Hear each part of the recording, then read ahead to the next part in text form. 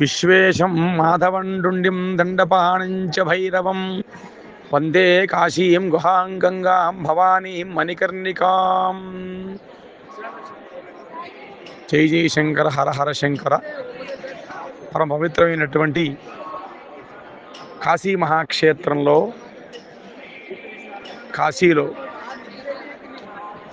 ఈరోజు కార్తీక బహుళ అష్టమి, బుధాష్టమి మహాయోగం అంటాము. అట్లాగే కాలభైరవాష్టమి కూడా ఈరోజే అవుతుంది. ఈ రోజు నుంచి ప్రారంభం చేస్తున్నాం మనం. ఇవాళ మొట్టమొదటి రోజు ఉదయం 6:30 గంటలకి గంగా స్నానం సంకల్పం అది చేసుకున్న తర్వాత 6:30 గంటలకి మహన్యాసపూర్వకంగా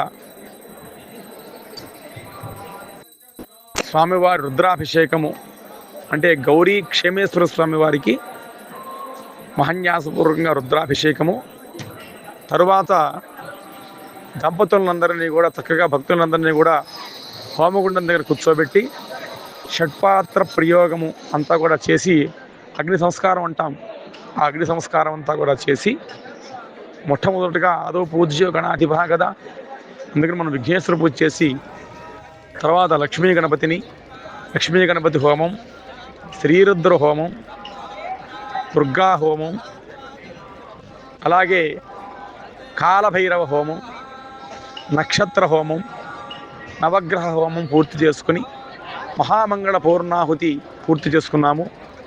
ఆ విశ్వేశ్వరుడికి ఉత్తరవాహిని అయినటువంటి గంగానది ఒడ్డున క్షేమేశ్వర ఘాట్లో విశ్వేశ్వరుని, కాశీ విశాలాక్షి అన్నపూర్ణ సమేత విశ్వేశ్వర స్వామి వారిని చూస్తూ చక్కగా అట్లా ఆ గంగని కూడా గంగమ్మను చూస్తూ గంగే దయోబ్రూయాద్ యోజనానాం శతైరపి ముచ్యతే సర్వపాపే భయో విష్ణులోకం సగచ్చతి అని కాశీఖండంలో మనకు చెబుతూ ఉన్నారు. కనుక గంగని చూస్తేనే పాపాలు పటాపంచలైపోతాయి.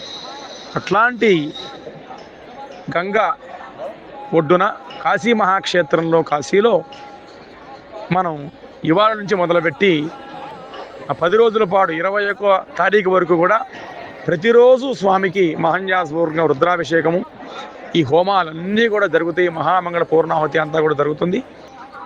అందరూ కూడా తప్పకుండా ఈ యొక్క మహత్తరమైన యజ్ఞాన్ని దర్శించి ఆ కాశీ విశాలాక్షి అన్నపూర్ణ సమేత విశ్వేశ్వర స్వామి వారి అనుగ్రహాన్ని పొందవలసిందిగా కోరుచున్నాము.